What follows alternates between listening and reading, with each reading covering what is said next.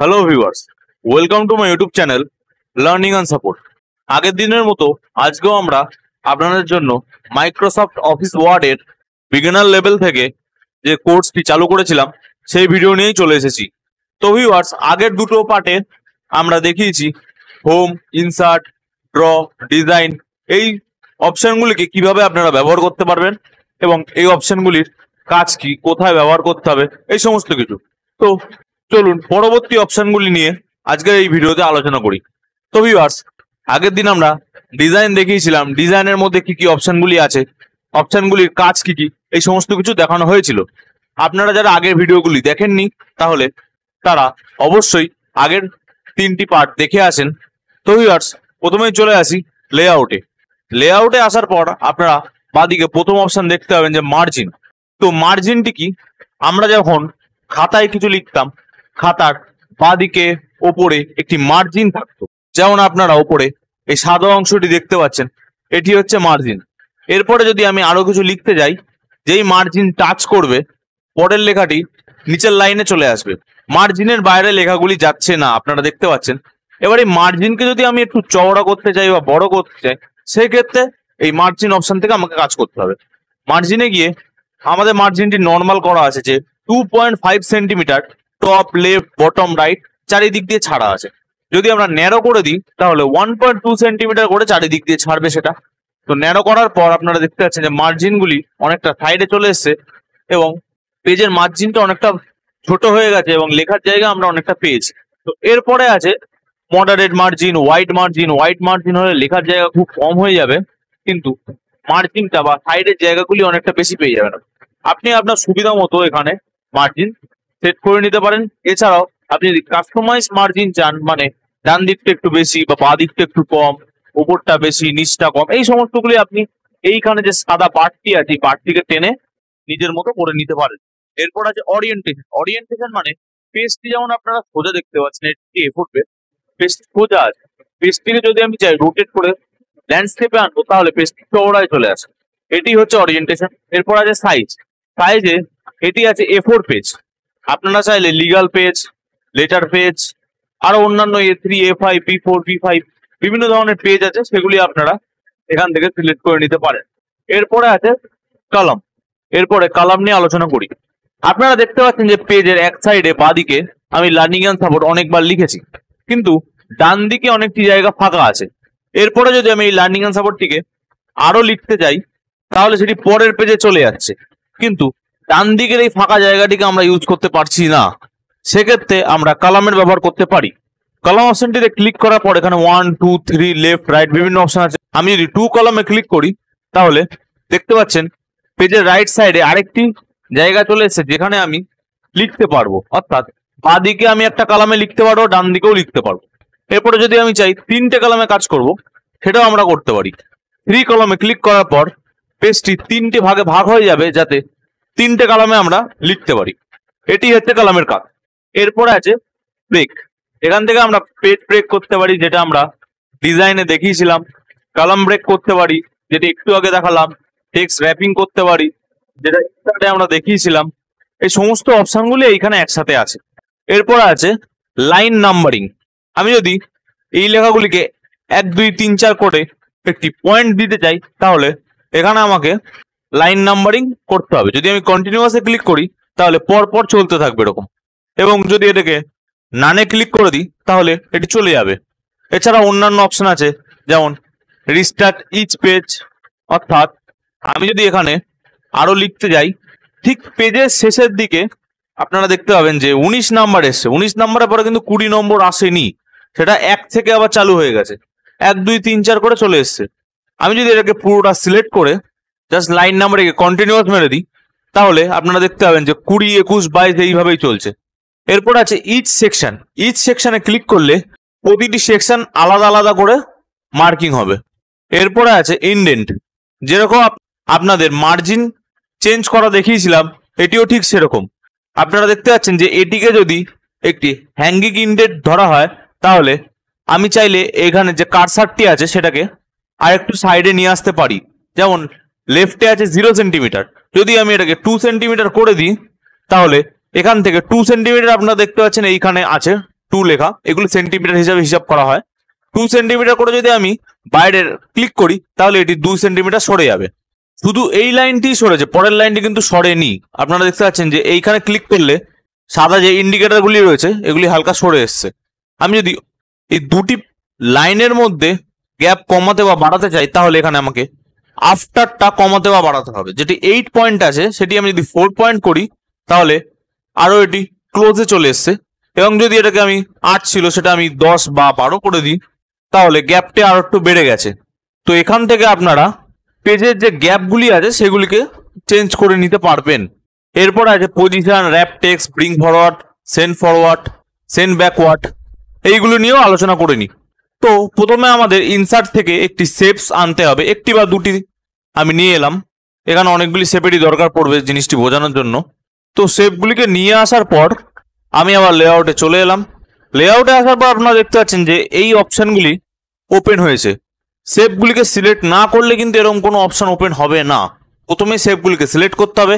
এরপর আছে পজিশন, এটি পেজের বিভিন্ন পজিশন, পেজের কোন পজিশনে আমি শেপটিকে পাঠাতে চাই সেটি আমি এখান থেকে পাঠাতে পারি। যেমন যদি টপ রাইটে পাঠাতে চাই তাহলে এইটি, মিডিল রাইটে পাঠাতে গেলে এইটি, একদম সেন্টারে আনতে গেলে মাঝেরটা।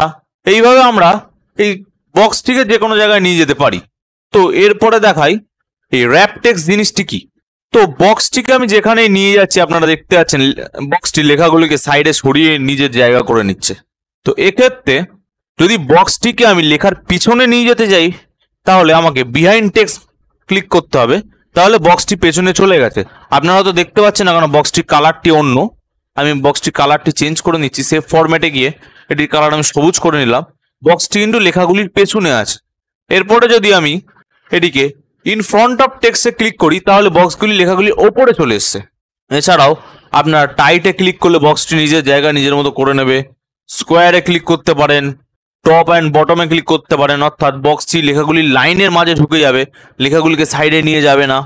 এরপর আছে এডিট র্যাপ পয়েন্ট, এইখানে ক্লিক করলে আমরা বক্সটির কোণাগুলিকে চেঞ্জ করে নিতে পারবো। তাহলে দেখেন আমি যেইখানে নিয়ে যাচ্ছি লেখাগুলিকে সেইভাবে সরে যাচ্ছে। আমি যদি চাই লেখাগুলিকে ভেতরেও নিয়ে নিতে পারি কিংবা বাইরেও ঠেলে দিতে পারি। এই পয়েন্টগুলোকে আমরা ব্যবহার করতে পারবো। তো এটাই ছিল র্যাপ টেক্সট। আমি এই টেক্সটগুলিকে হাঁটিয়ে দিচ্ছি, আরও একটি অন্যান্য জিনিস আপনাদের দেখাতে চলেছি তাই জন্য। এরপরে আছে ব্রিং ফরওয়ার্ড বা সেন্ড ব্যাকওয়ার্ড। আপনারা দেখতে পাচ্ছেন যে হলুদ বক্সটি সবুজ বক্সের ওপরে আছে এবং সবুজ বক্সটি হলুদ বক্সটির নিচে। তো আমি যদি সবুজ বক্সটিকে উপরে আনতে চাই তাহলে ব্রিং ফরওয়ার্ডে ক্লিক করলে সবুজ বক্সটি উপরে চলে এলো, এবং যদি এটাকে নিচে নিয়ে যেতে চাই তাহলে সেন্ড ব্যাকওয়ার্ডে ক্লিক করতে হবে। এছাড়াও এগুলির অন্যান্য অনেক অপশন আছে, যেমন আমি টেক্সটের পেছনে নিয়ে যেতে পারি, চাইলে আমি পেজের একদম নিচে নিয়ে যেতে পারি কিংবা একদম উপরে নিয়ে আসতে পারি, ইত্যাদি আরো অপশন আছে। এরপর আছে সিলেকশন প্যানেল। যারা ফটোশপ বা অন্যান্য সফটওয়্যারে কাজ করেছেন তারা জানেন যে লেয়ার বলে একটি জিনিস হয়, ঠিক সেই রকমই এটি ওয়ার্ডের লেয়ার। যেমন উপরে আপনারা দেখতে পাচ্ছেন যে আমি যেটিকে সিলেক্ট করে নিয়েছি সেটি হচ্ছে রেক্টাঙ্গেল 1। এরপর আছে হলুদ বক্স হচ্ছে রেক্টাঙ্গেল 2। এইখানে আমার পুরো লিস্ট চলে এসেছে যে কটি বক্স। আমি চাইলে বক্স বাড়াতেও পারি, আমি যত বক্স বাড়াবো এগুলির লিস্টও তত বাড়তে থাকবে। আমি চাইলে এখান থেকে বক্সগুলিকে ডিলিটও করে দিতে, আমি কোন বক্সটিকে ডিলিট করতে চাই এগুলি আমি করতে পারি এখান থেকে। এবং এই বক্সগুলিকে যদি পুরোপুরি আমি হাইড করতে চাই তাহলে হাইড অলে ক্লিক করলে এগুলো চলে যাবে, এবং শো অলে ক্লিক করলে ফেরতও চলে আসবে। যদি আমি সেপারেট কোনো বক্সকে হাইড করতে চাই তাহলে সেই বক্সটিতে ক্লিক করব, এখানে চলে আসবে কোন বক্সটি আমি হাইড করতে চাই। আমি চোখের অপশানে ক্লিক করলে বক্সটি হাইড হয়ে যাবে। এটি হচ্ছে সিলেকশন প্যানেল, যেখান থেকে আপনারা বক্সগুলি বা যে কোনো শেপ, সার্কেল হোক, ট্রায়াঙ্গেল হোক, বিভিন্ন কিছু আপনারা এখান থেকে সিলেক্ট করে চেঞ্জ করে নিতে পারবেন। এরপর আছে অ্যালাইন। পেজের যে মার্জিন আছে সেই মার্জিন হিসাবে আমি বক্সগুলোকে অ্যালাইন করতে পারি। একদম টপে নিয়ে গেলে টপ মার্জিনে অ্যালাইন হয়ে যাবে, রাইটে নিয়ে গেলে রাইট মার্জিনে অ্যালাইন হবে, একদম নিচে নিয়ে গেলে হচ্ছে বটম মার্জিনে অ্যালাইন হবে। এইগুলো আপনারা এখান থেকে দেখে নিজের মতো বসিয়ে নিতে পারেন। সিলেকশন প্যানেলটি এখানে এখনো রয়েছে, আমি এখানে ক্লিক করলে সিলেকশন প্যানেলটি চলে যাবে। এছাড়া এখানে ক্রসে ক্লিক করলেও চলে যাবে। এরপর আছে গ্রুপ বা রোটেট। গ্রুপ দেখছেন আপনারা ওপেন হচ্ছে না। গ্রুপ ওপেন করতে গেলে আমাকে অন্তত মিনিমাম দুটি শেপ সিলেক্ট করতে হবে। যেমন আমি এটি সিলেক্ট করা আছে, যদি আমি শিফট চিপে কিবোর্ডের অবশ্যই শিফট বাটনটি চিপে রাখতে হবে। চেপার পরে আমি আরেকটি বক্স সিলেক্ট করলাম, তখনই আপনারা দেখতে পাচ্ছেন যে গ্রুপ ওপেন হয়েছে। এবং গ্রুপের কাজ কি? গ্রুপের কাজ হচ্ছে আমি এখানে এটিকে যদি গ্রুপ করি, এটি একটি গ্রুপের মধ্যে চলে এসছে, মানে আমি চাইলে একটি বক্সকে সরাবো, দুটি বক্সই সরবে। আমি একটি বক্সকে জাস্ট বাইরে ক্লিক করে এই বক্সটিকে ডিলিট করবো, দুটি বক্সই ডিলিট হয়ে যাবে।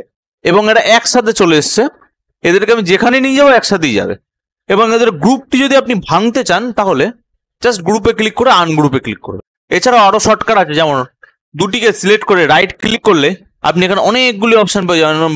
Bring to front, send back, এই সমস্ত অপশন আপনারা দেখিয়েছি আপনাদের। র্যাপ টেক্সট, ইনসার্ট ক্যাপশন, এই সমস্ত কিছু আপনাদের দেখানো আছে। কিন্তু আরেকটি অপশন আছে যেটি গ্রুপ, যে গ্রুপের অপশনটার কথা আপনাদের এখানে বললাম। গ্রুপে ক্লিক করে গ্রুপ করলেই এটি গ্রুপ হয়ে যাবে এবং আনগ্রুপে ক্লিক করলেই আবার আনগ্রুপ হয়ে যাবে। এরপরে আছে রোটেট। আপনারা চাইলে একটি বক্সকে সিলেক্ট করে এই যে ওপরের যে চিহ্নটি আছে এটি থেকে রোটেট করতে পারেন পুরোপুরি। কিন্তু যদি আপনি কোনো ডিগ্রি ওয়াইজ রোটেট করতে চান, মানে এটিকে পারফেক্ট 90 ডিগ্রি রোটেট করবেন, তাহলে রোটেটে ক্লিক করে 90 ডিগ্রি এটি রোটেট হয়ে গেল। আমি একটু লম্বাটে করে দিয়ে আপনাদের দেখতে সুবিধা হবে। এরপরে যদি আমি আরো 90 ডিগ্রি ঘোরাই, আরো 90 ডিগ্রি ঘুরে গেল। এটি পুরোপুরি ফ্লিপ করতে চাই তাহলে এটি ফ্লিপ হয়ে যাবে।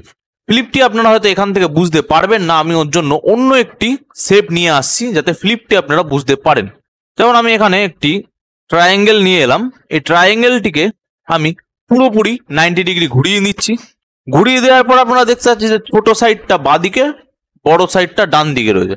আপনারা চাইলে এটিকে এইভাবে ধরে এই সাইডের যে কোনো একটি অপশনকে ধরে পুরোপুরি এদিকে নিয়ে গেলে এটি ফ্লিপ হয়ে যাবে। কিন্তু এটি কোনো পারফেক্ট ফ্লিপ হচ্ছে না, মানে এটি যে এরিয়াটি ছিল সেটি ছোট বড় হতে পারে। তার জন্য আমাকে অবশ্যই রোটেটে ক্লিক করে ফ্লিপ হরিজন্টালি ক্লিক করতে হবে, তাহলে এর যে সেন্টিমিটারটি ছিল বা এর যে আয়তনটা ছিল একদম পারফেক্টই থাকবে, কিন্তু সেটি ঘুরে যাবে। এরপরে আমি এটাকে আরেকটু 90 ডিগ্রি ঘুরিয়ে দিচ্ছি। এরপর আপনারা দেখতে পাবেন যে মাথাটি, মানে যে ছুচালো দিকটি নিচের দিকে আছে আর সমতল দিকটি ওপরের দিকে আছে। এটিকে চাইলে আমরা পুরোপুরি যদি ওপর নিচ উল্টাতে যাই তাহলে ফ্লিপ ভার্টিক্যালি ক্লিক করতে হবে, তাহলে ছুচালো দিকটা ওপরের দিকে এবং সমতল দিকটা নিচের দিকে চলে এসছে। আশা করি এই লেআউট অপশনটি ক্লিয়ারলি আপনাদের বোঝাতে পেরেছি। মাইক্রোসফট অফিস ওয়ার্ডের এটি সম্পূর্ণ কোর্স আমাদের এই চ্যানেলে আপলোড করতে চলেছি। ছোট ছোট পার্টে ভিডিওগুলি আসতে চলেছে, তো অবশ্যই আমাদের চ্যানেলটি আপনারা সাবস্ক্রাইব করে রাখেন। প্রতিটি পার্ট আপনারা যদি ভালো করে দেখে নেন তাহলে এই মাইক্রোসফট অফিস ওয়ার্ডে আপনাদের কোনো সমস্যা থাকবে না। এছাড়াও আপনারা আমাদের স্থায়ী cyber cafe for xerox centre থেকে অনলাইন সার্ভিস নিতে পারেন। অনলাইন সার্ভিস নেওয়ার সময় সকাল 10টা থেকে দুপুর 2টো এবং বিকেল 5টা থেকে রাত্রি 8টা। ভিডিওটি সম্পূর্ণ দেখার জন্য ধন্যবাদ।